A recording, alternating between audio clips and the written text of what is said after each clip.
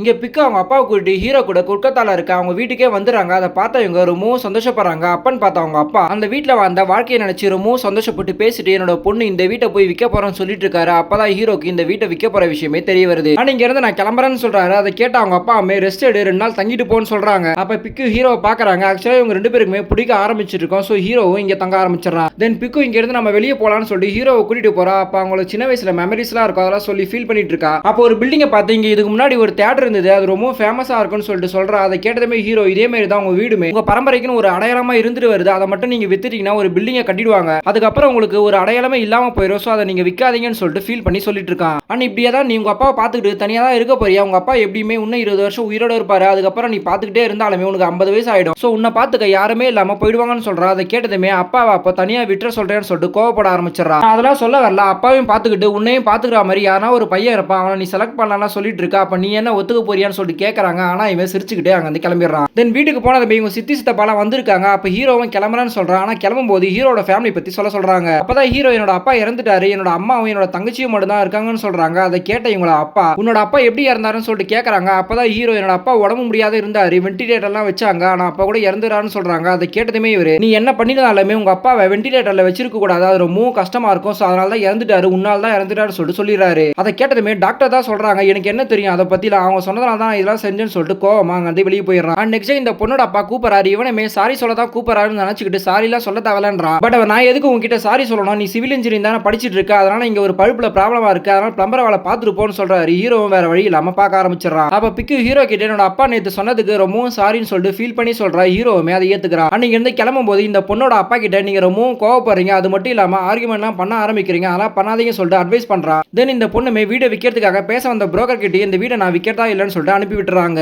இப்போ அவங்க அப்பாவுக்குமே சைக்கிள் ஓட்ட தான் ரொம்பவும் பிடிக்கும், அதனால அங்க இருக்க சைக்கிள் எடுத்துட்டு போய் சுத்த ஆரம்பிச்சாரு. அதை பார்த்து அந்த பொண்ணுமே இதுதான் சந்தோஷம், நான் இப்படியே நம்ம அப்பா இருக்கணும்னு சொல்லிட்டு விட்டுறாங்க. அண்ட் ஹீரோ சொன்னது மாதிரி பார்த்து சாப்பிடாம இஷ்டத்துக்கு சாப்பிட்டாதான் நல்லா இருக்குன்னு சொல்லியிருப்பாங்க. அதே மாதிரி இவரும் சாப்பிட ஆரம்பிச்சு பாத்ரூம் நல்லா வருதுன்னு சொல்லிட்டு இப்பதான் நிம்மதியா இருக்காரு. தென் நெக்ஸ்ட் டே எழுப்பலான்னு போறாங்க, பார்த்தா அவர் இறந்து போயிடுறாரு. அதை பார்த்ததுமே இவங்க ரொம்பவும் ஃபீல் பண்ண ஆரம்பிச்சிடறாங்க. இருந்தாலுமே நம்ம அப்பா ஆசைப்படுறது மாதிரியே அவர் இயற்கையாவே இறந்துட்டாருன்னு சொல்லிட்டு நிம்மதியா வராங்க. அண்ட் ஹீரோவுக்கு காருக்கு கொடுக்க வேண்டிய காசை கொடுக்கும் போது இந்த விஷயத்தெல்லாம் சொல்றாங்க. அதை கேட்டு இவர் ரொம்பவும் ஃபீல் பண்றாரு. நீ உங்க அப்பா ரொம்பவும் நல்லா பாத்துக்கிட்ட, இதை மாதிரி யாருமே பாத்துக்க மாட்டான்னு சொல்லிட்டு சொல்றாங்க. ஆனா இவங்க எந்த பொண்ணா இருந்தாலுமே அப்படிதான் அவங்க அப்பாவை பாத்துப்பாங்கன்னு சொல்றாங்க. அப்பதான் இவர் இந்த காலத்து பொண்ணுங்களாம் அப்படி பாத்துக்க மாட்டாங்க, அந்த வகையில பார்த்தா நீயுமே ஒரு மரியாதைக்குரிய பொண்ணுங்க லிஸ்ட்லயே சேர்ந்திருப்பேன்னு சொல்றாரு. இப்ப கடைசியில இவங்க வீட்டுக்கு அவங்க அப்பாவோட பெரிய வைக்கிறாங்க. இவங்களும் ஹீரோவும் சேர்ந்து விளையாடிட்டு இருக்கும் போது அப்பதான் அந்த வேலைக்காரமா அப்பா இப்ப இறந்துட்டாரு, சோ நான் வேலைக்கு வரேன்னு சொல்றாங்க. இவங்களுமே வேலைக்கு சேர்த்துக்கிறாங்க.